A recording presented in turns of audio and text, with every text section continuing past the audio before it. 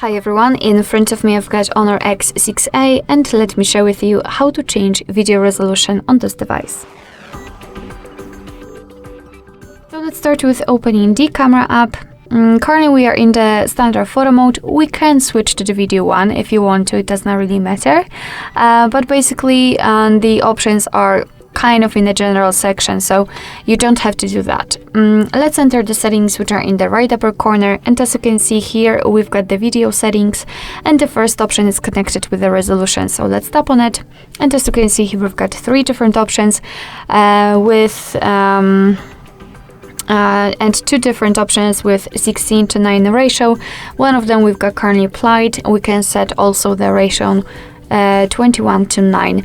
It's of course up to you. Simply tap on the option you'd like to use, and as you can see it will be immediately notified right here, which simply means that from now on your device will use the chosen resolution whilst recording a video. Of course it's up to you, but I highly recommend this option because as you can see it is also recommended by the developer.